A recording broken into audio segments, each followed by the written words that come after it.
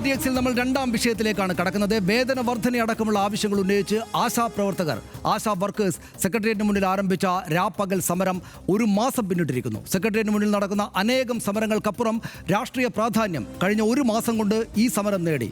ആശമാരുടെ ആവശ്യങ്ങൾ പരിഗണിക്കേണ്ടതും പരിഹാരം കാണേണ്ടതും കേന്ദ്ര സർക്കാരാണോ സംസ്ഥാന സർക്കാരാണോ എന്നതാണ് ഉയർന്ന ഇതുവരെ ഏറ്റവും പ്രധാനപ്പെട്ട ചോദ്യം.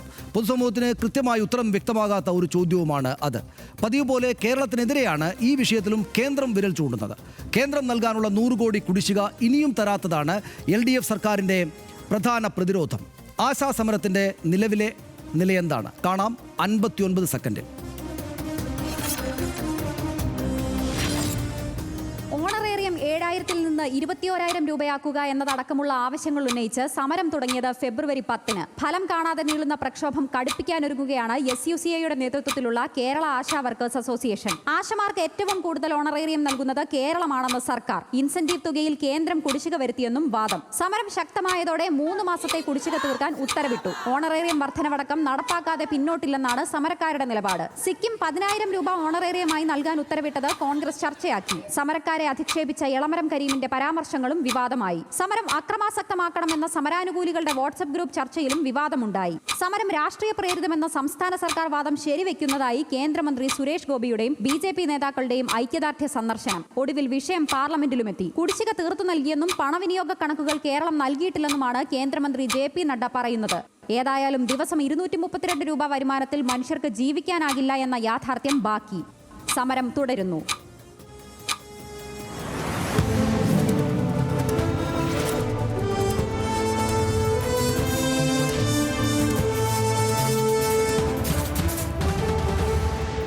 ഹർഷൻ, നമുക്ക് ഇത് പരിശോധിച്ച് പോകാം. എല്ലാ സമരങ്ങൾക്കും പിന്നിലും രാഷ്ട്രീയമുണ്ട്. രാഷ്ട്രീയം ഉള്ളതുകൊണ്ട് വ്യക്തത കുറവുണ്ടാകും. എല്ലാവരും അങ്ങോട്ടും ഇങ്ങോട്ടും പുകയടിച്ച് ഇരിക്കും. നമുക്ക് വ്യക്തത ഉണ്ടാക്കി കൊടുക്കാനാണ് നമ്മൾ പോകുന്നത്. നമുക്ക് കാണാം ആരാണ് ആശാ വർക്കർമാർ എന്നതാണ് ഏറ്റവും പ്രധാനപ്പെട്ട ഒരു ചോദ്യം ഇതുമായി ബന്ധപ്പെട്ടുള്ളത്. ആശാ വർക്കർമാർ എന്ന് വെച്ചാൽ ദേശീയ ഗ്രാമീണ ആരോഗ്യ പദ്ധതിയുടെ ഭാഗമാണ്. അത് അവരുടെ പേര് 2007-ൽ UPA സർക്കാരാണ് വിഭാവനം ചെയ്തത്. ആശാ വർക്കർമാർ എന്ന പദ്ധതി അക്രഡിറ്റഡ് സോഷ്യൽ ഹെൽത്ത് ആക്ടിവിസ്റ്റ് എന്നാണ് ആശ എന്നതിൻ്റെ അർത്ഥം. എന്ന് വെച്ചാൽ തൊഴിലാളി എന്നില്ല എന്ന് നമ്മൾ പ്രത്യേകമായിട്ട് കാണണം. സ്ത്രീകൾക്ക് മാത്രമായിട്ടാണ് ഈ നിയമനം. സ്ത്രീകൾ മാത്രമാണ് എല്ലായിടത്തും രാജ്യത്താകെയും ആശാ വർക്കർമാരായിട്ടുള്ളത്. സംസ്ഥാനത്താകെ 26,125 ആശാ പ്രവർത്തകർ പ്രവർത്തനത്തിലുണ്ട്. ആ തൊഴിലാളികളല്ല ഇവർ, സന്നദ്ധ പ്രവർത്തകരാണ് എന്ന കാര്യം പ്രത്യേകമായിട്ട് ശ്രദ്ധിക്കേണ്ടതാണ്. ഈ പോയിന്റ് നമുക്ക് ആവശ്യം വരും, പ്രത്യേകം ശ്രദ്ധിക്കണം. ആ തൊഴിലാളികളല്ല അവർ. പ്രധാനപ്പെട്ട ചോദ്യം ഇതാണ്, അതായത് എന്തുകൊണ്ടാണ് ഓണറേറിയം എന്നത്? അത് ഈ അവസാനം പറഞ്ഞ പോയിന്റാണ് അതിന് ഉത്തരം. അത് തൊഴിലാളികളല്ല, സന്നദ്ധ പ്രവർത്തകരായതിനാലാണ് വേതനത്തിന് പകരം ഓണറേറിയം എന്ന് വരുന്നത്. ശമ്പളമോ കൂലിയോ അല്ല, അത് ഓണറേറിയമാണ്. സംസ്ഥാന സർക്കാരിൻ്റെ ഓണറേറിയം, കേരള സർക്കാരിൻ്റെ ഓണറേറിയം 7,000 രൂപയാണ് ആശാ വർക്കർമാർക്ക് എന്ന് നമ്മൾ പ്രത്യേകമായിട്ട് തന്നെ കാണണം. ദിവസം 232 രൂപ എന്നതാണ് അവരുടെ വേതനം. ദിവസം 232 രൂപ. കേന്ദ്രം നൽകുന്നത് 2,000 രൂപ ഇൻസെൻറ്റീവാണ് എന്നോർക്കണം. 2,000 രൂപ മാസം 2,000 രൂപയാണ് കേന്ദ്രം നൽകുന്നത്. 10 നിബന്ധനകൾ പാലിച്ചാൽ മാത്രമേ ഈ മുഴുവൻ ഓണറേറിയവും അവർക്ക് ലഭിക്കൂ എന്നത് പ്രത്യേകമായിട്ട് ശ്രദ്ധിക്കണം. 10 നിബന്ധനകൾ പാലിക്കണം. ലംഘിക്കപ്പെടുന്ന ഓരോ നിബന്ധനയ്ക്കും കുറയുക 700 രൂപ വീതമാണ്. 700 രൂപ വീതം കുറയും എന്നത് പ്രത്യേകമായിട്ട് നമ്മൾ ശ്രദ്ധിക്കണം. ഇത് അവർക്കറിയാവുന്നതാണ്, ആശാ വർക്കർമാർക്കൊക്കെ അറിയാവുന്നതാണ്, സമൂഹത്തിന് കൂടെ അറിയണം. സേവനങ്ങൾ എന്തൊക്കെയാണ് എന്ന് ഒരുപക്ഷെ ആശാ വർക്കർമാരുടെ സേവനങ്ങൾ ലഭ്യമാകുന്ന ആളുകൾക്കെല്ലാം അറിയാം.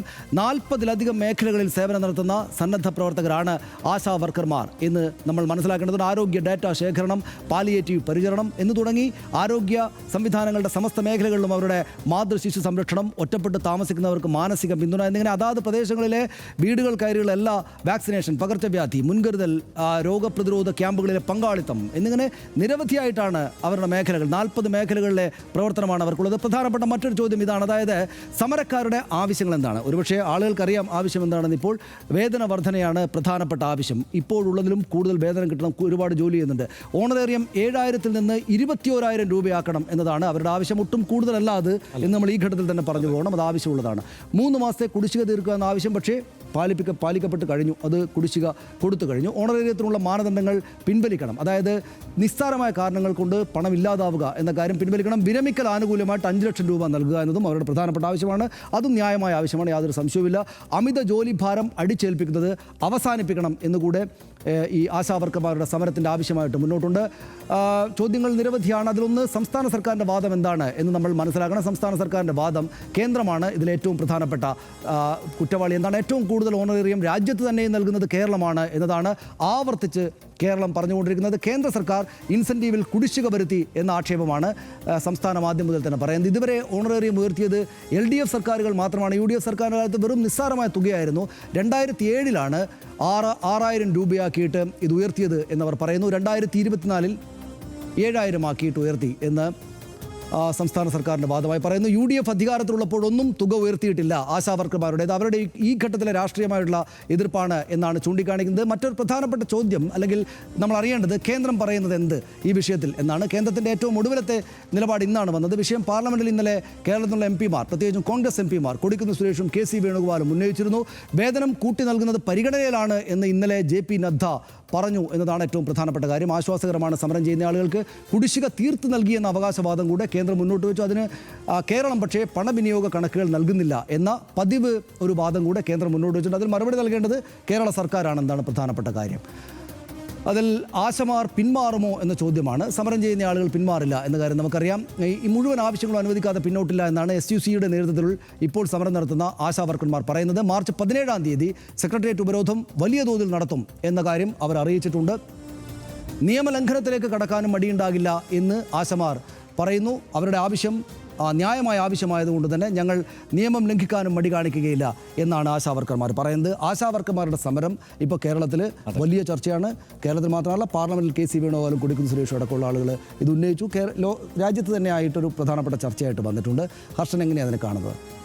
അതിൽ ഒരു പ്രധാനപ്പെട്ട കാര്യം, ഇതിൽ അനീതിയാണ് എന്ന കാര്യത്തിൽ ഒരു സംശയവുമില്ല. ആശാ വർക്കർമാരോട് അത് കേന്ദ്ര സർക്കാർ ആയിക്കോട്ടെ സംസ്ഥാന സർക്കാർ ആയിക്കോട്ടെ കാണിക്കുന്നത് അനീതിയാണ് എന്ന കാര്യത്തിൽ ഒരു സംശയവുമില്ല. അങ്ങേയറ്റം ചൂഷണമാണ് ഈ പദ്ധതി ആസൂത്രണം ചെയ്തപ്പോൾ മുതൽ ഉള്ളത് എന്ന കാര്യത്തിലും നമുക്കൊരു സംശയം വേണ്ട. കാരണം ഈ ആശാ പദ്ധതിയിൽ ഇവർക്ക് ഒരു 100,000 കാര്യങ്ങൾ നമുക്കറിയാലോ. 40 കാര്യങ്ങളാണ് അവർ നടപ്പാക്കേണ്ടത്. അതായത് കേന്ദ്ര സർക്കാർ നിർദ്ദേശിക്കുന്ന 40 കാര്യങ്ങൾ താഴെത്തട്ടിൽ നടപ്പാക്കാൻ വിധിക്കപ്പെട്ടവരാണ്. ഏറ്റവും സ്തുത്യർഹമായി ആ സേവനം നടപ്പാക്കുകയും ചെയ്യുന്നവരാണ് ആശാവർക്കർമാർ. തീർച്ചയായും ഏറ്റവും അധികം അധ്വാന ഭാരമുള്ള ഒരു വിഭാഗമാണ് ആശാവർക്കർമാർ. ഇവരുടെ ആവശ്യങ്ങൾ ചിലത് എന്തൊക്കെയാണ്? ഇവർക്ക് പ്രസവാവധി അനുവദിക്കണം എന്നുള്ള ആവശ്യം ഇതിനൊപ്പമുണ്ട്. ഇതിനൊപ്പം ഇവർക്ക് ആവശ്യമുള്ള ലീവ് അനുവദിക്കണമെന്നുള്ള, മെഡിക്കൽ ലീവ് അനുവദിക്കണമെന്നുള്ള ആവശ്യമുണ്ട്. ശമ്പള വർധന എന്നുള്ള ആവശ്യമുണ്ട്. ഈ ആവശ്യം പുതിയതല്ല. 2022 ഈ സമരം ഇവർ ആശാവർക്കർമാർ അന്നേ സമരത്തിന് തയ്യാറെടുക്കുമ്പോൾ പക്ഷേ ഒരു 4th വേവ് വന്ന് കോവിഡിൻ്റെ ഇത് വന്നതുകൊണ്ടാണ് ആ സമയത്ത് സമരത്തിൽ നിന്ന് അവർ പിൻവാങ്ങിയത്. കാരണം അവർക്ക് വേറെ പണിയുണ്ട്. ഈ കോവിഡ് മേഖലയിൽ അവർക്ക് പണിയെടുക്കേണ്ടതുണ്ട്, കൂടുതൽ പണിയുണ്ട്. അവരന്ന് പിൻവാങ്ങുകയാണ് ആ സമയത്ത്. അതിനുശേഷം കഴിഞ്ഞ 2024 ഓഗസ്റ്റ് 28 ഡൽഹിയിൽ വലിയ ശക്തമായ ഒരു സമരമുണ്ടായി. അന്ന് അതിന് CITU ആണ് നേതൃത്വം നൽകിയത്. ഹേമലത, CITUവിൻ്റെ ജനറൽ സെക്രട്ടറി ഹേമലതയാണ് അതിന് നേതൃത്വം കൊടുത്ത ഒരാൾ. മറ്റൊന്ന് നമ്മുടെ ഇവിടുന്ന് പോകുന്ന രാജ്യസഭാ MP ആയിരുന്ന V ശിവദാസനാണ്. അദ്ദേഹത്തിൻ്റെ നേതൃത്വത്തിലാണ് ആ സമരം ഡൽഹിയിൽ നടന്നത്. വലിയ സമരമായിരുന്നത്. ഏറ്റവും കൂടുതൽ ഈ പുതിയ സമയത്ത് നമ്മൾ പരിശോധിച്ചാൽ ഇപ്പോൾ ഇത് കേരളത്തിൽ മാത്രം നടക്കുന്ന ഒരു സമരമാണ് എന്നുള്ള ഒരു ധാരണ മാധ്യമങ്ങൾ നമുക്ക് മുന്നിൽ വയ്ക്കുന്നുണ്ട്. അത് തെറ്റാണ്. കാരണം കേരളത്തിൽ, ഇന്ത്യയിലെ എല്ലാ സംസ്ഥാനങ്ങളിൽ നിന്ന് തന്നെ സമരം നടന്നുകൊണ്ടിരിക്കുകയാണ്. അത് മാത്രമല്ല, കേരളത്തിൽ കാണുന്ന പോലെയല്ല, ഇതിനേക്കാളൊക്കെ വലിയ പ്രക്ഷോഭം നടക്കുകയാണ്. അത് ആശാവർക്കർമാർക്ക് നേരെയുള്ള ലാത്തി ചാർജും അവർക്കെതിരെയുള്ള കേസുകളും ഒക്കെ പല സംസ്ഥാനങ്ങളിലും, ഇപ്പോൾ തെലങ്കാന പോലുള്ള സംസ്ഥാനങ്ങളിൽ ഉണ്ടായിക്കഴിഞ്ഞു. അതാണ് അതിനകത്ത് ഹർഷൻ എനിക്ക് പറയാനുള്ളത്. നമുക്ക് പെട്ടെന്ന് അടുത്ത വിഷയത്തിലേക്ക് പോകാം. അതിന് മുമ്പ് എനിക്ക് പറയാനുള്ളത്, ഈ സമരം പക്ഷേ എനിക്ക് വലിയ വിയോജിപ്പുള്ള സമരമാണ് SUCയുടെ സമരം. എന്തുകൊണ്ടാണെന്ന് വെച്ചാൽ, ഇപ്പോൾ നോക്കൂ, ഇന്നിപ്പോൾ സുരേഷ് ഗോപി വന്നിട്ട് അവിടെ വലിയ പ്രഖ്യാപനമൊക്കെ നടത്തിയിട്ട് ഈ ആശാവർക്കർമാർക്ക് വേണ്ടതെല്ലാം ചെയ്യുന്ന താനാണ് എന്ന മറ്റുള്ള ശരീരഭാഷയുമായിട്ട് വന്നിട്ട് അവിടെ വന്ന് വലിയ പ്രകടനം നടത്തി. അല്പം മുമ്പാണ് അദ്ദേഹം പോയത്. അവിടെ കോൺഗ്രസിൻ്റെ KC വേണുഗോപാലും കൊടിക്കുന്നിൽ സുരേഷും അടക്കമുള്ള ആളുകൾ അവിടെ വളരെ വൈകാരികമായിട്ടുള്ള കാര്യം ഉന്നയിച്ചു. അവിടെ JP നദ്ദ ഞങ്ങൾ ഉറപ്പായിട്ടും ഇത് വേതനം കൂട്ടി നൽകുമെന്ന് പ്രഖ്യാപിച്ചു. അപ്പോൾ ഇപ്പോൾ നമ്മൾ കാണുന്നത് എന്താണ്? ആശാവർക്കർമാർക്കൊപ്പവും അവരുടെ സമരത്തിനൊപ്പവും അവരുടെ ആവശ്യങ്ങൾക്കൊപ്പവും നിൽക്കുന്നതാരാണ്? BJPയും കേന്ദ്ര സർക്കാരും കോൺഗ്രസും. ആശാവർക്കർമാർക്ക് എതിർ നിൽക്കുന്നതാരാണ്? ഇടതുപക്ഷവും CPM-ഉം ഇടതുപക്ഷ സർക്കാരും. അതെങ്ങനെയാണ് ശരിയാവുക? അതായത് രാജ്യത്ത് ഏറ്റവും കൂടുതൽ പണം തുക ഇപ്പോൾ നിലവിൽ ആശാവർക്കർമാർക്ക് നൽകുന്നത് ഈ ഇടതുപക്ഷ സർക്കാരാണ്, കേരളത്തിലെ സർക്കാരാണ്. അത് 7000 രൂപ. സിക്കിം പ്രഖ്യാപനത്തിൽ മാത്രമേ ഉള്ളൂ. സിക്കിമിന്റെ പൈസ ഇവിടെ 21,000-ലേറെ ആളുകൾ. സ്വാഭാവികമായിട്ടും ഈ പറയുന്ന നിലവിൽ ഇതുവരെ ആശാവർക്കർമാർക്ക് അനുകൂലമായിട്ട് കൂടുതൽ മെച്ചപ്പെട്ട നിലപാട് രാജ്യത്ത് തന്നെയും എടുത്ത കേരള സർക്കാരാണ്. ആ കേരള സർക്കാരാണ് ഇവരുടെ എതിർപക്ഷത്ത് നിൽക്കുന്നതെന്നാണ് ഈ SUCIയുടെ സമരക്കാർ പോലും പറയുന്നത്. അതുകൊണ്ട് ഞാൻ SUCIയുടെ സമരത്തെ സംശയിക്കുന്നുണ്ട്. കാരണം കേന്ദ്രം ഈ പദ്ധതി ആവിഷ്കരിച്ച UPA സർക്കാർ കേന്ദ്രമാണ്. ഇപ്പോഴും 2000 രൂപ മാത്രം കൊടുക്കുന്ന മോദി സർക്കാർ അവിടെയുണ്ട്. അവരോടൊന്നും ഒരക്ഷരം പറയാതെ ഈ കേരള സർക്കാരിനെതിരെ മാത്രം, അതായത് നിലവിൽ രാജ്യത്ത് ഏറ്റവും കൂടുതൽ ഒന്നാമതോ രണ്ടാമതോ തുക കൊടുക്കുന്ന കേരള സർക്കാരിനെതിരെ പ്രചണ്ഡമായിട്ടുള്ള സമരം, ഇവരാണ് ആശാവർക്കർമാർക്ക് എതിർ നിൽക്കുന്നത് എന്ന് പറയുന്ന ഈ സമരം ശരിയല്ലാത്തൊരു കാര്യം. അതിലൊരു ചെറിയ വിയോജിപ്പ് എനിക്ക് ആ കാര്യത്തിൽ പറയാനുണ്ട്. കാരണം നമ്മളിപ്പോൾ നോക്കിയാൽ ആന്ധ്രയിൽ ആർക്കെതിരെയാണ്? ചന്ദ്രബാബു നായിഡുവിനെതിരെയാണ് അവിടെ സമരം നടക്കുന്നത്. ആരാണ് സമരം നടത്തുന്നത്? CITU ആണ് അവിടെ സമരം നടത്തുന്നത്. ബംഗാളിൽ PV അൻവറിന്റെ മമതാ ബാനർജിക്കെതിരെയാണ് അവിടെ സമരം നടക്കുന്നത്. 4500 രൂപയുള്ളൂ അവിടെ ശമ്പളം. മഹാരാഷ്ട്രയിൽ CITU AITUCയും കൂടെ സമരം നടത്തുന്നുണ്ട്. തെലങ്കാനയിൽ രേവന്ത് റെഡ്ഡിക്കെതിരെ സമരം നടത്തുന്നു. അവിടെ പോലീസുകാരനെ തല്ലി, ഞാനത് പെട്ടെന്ന് തീർക്കാം. അവിടെ ഒരു പ്രശ്നം കൂടിയുണ്ട്. അവിടെ ഈ ആശാവർക്കർമാർക്ക് GPS സർവൈലൻസ് ഏർപ്പെടുത്തിയിരിക്കുകയാണ് തെലങ്കാനയിൽ. കർണാടകത്തിൽ ഈ സമരം നടക്കുന്നത്. അവിടെയൊക്കെ സംസ്ഥാന സർക്കാരുകൾക്കെതിരെ കൂടിയാണ് സമരം എന്നുള്ളത് നമ്മൾ മറന്നു പോകുന്നത്. പ്രശ്നം സംസ്ഥാന സർക്കാരുകൾക്കെതിരെയാണ് അവിടെ സമരം. പക്ഷേ 2000-3000 ഒക്കെയാണ് അവർ കൊടുക്കുന്നത്. അത് വാസ്തവമാണ്. മാത്രമല്ല ഇപ്പോൾ സുരേഷ് ഗോപി വർദ്ധിപ്പിക്കുമെന്ന് പറയുന്നത് ഏതാണ്? ഈ 2000 രൂപ വർദ്ധിപ്പിക്കുന്നതാണ്. കേന്ദ്ര വിഹിതമായി ഒരു ദിവസം ഒരാളുടെ കയ്യിൽ കിട്ടുന്നത് വെറും 66 രൂപയാണ്. കൊടുത്തു എന്ന് പറയുന്നത്, ഞങ്ങൾ കൊടുക്കേണ്ടത് കൊടുത്തു എന്ന് സുരേഷ് ഗോപി എന്ന് വലിയ വായിൽ പറയുന്നതിന്റെ കാര്യം എന്താണെന്നറിയോ? കൊടുക്കേണ്ടത് ഇത്രയും നാളും പിടിച്ചു വെച്ചാൽ കൊടുത്തു എന്നാണ്, അത് വർദ്ധിപ്പിച്ചു എന്നാണ്. നമുക്ക് അവസാനിപ്പിക്കാം. അടുത്ത വിഷയത്തിലേക്കോ. ആശാവർക്കർമാരുടെ സമരപ്പന്തലിൽ ഇരിക്കുന്നത് തൊഴിലാളികളാണ്. അക്കാര്യത്തിൽ യാതൊരു സംശയവുമില്ല. സാധാരണക്കാർ, അന്നന്നത്തെ പണിയെടുത്ത് തന്നെ ജീവിക്കേണ്ട സാഹചര്യമുള്ളവർ. ന്യായമായ വേതനവും ആനുകൂല്യങ്ങളും വേണം എന്ന അവരുടെ ആവശ്യത്തോട് നമ്മൾ ഒട്ടാകെ ചേർന്ന് നിൽക്കുക തന്നെയാണ് വേണ്ടത്.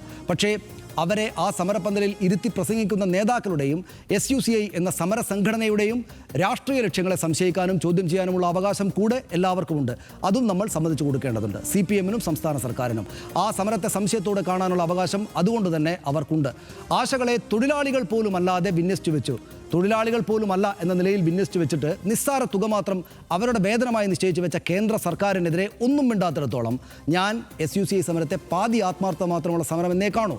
ബാക്കി പാതി അവരുടെ രാഷ്ട്രീയമാണ് എന്ന് ഞാൻ വിചാരിക്കുകയും ചെയ്യും. തൊഴിലാളി സമരക്കാർക്കൊപ്പമാണ്, എന്നാൽ ഞാൻ ആ സമരത്തെ സംശയത്തോടെ നോക്കുകയും ചെയ്യും.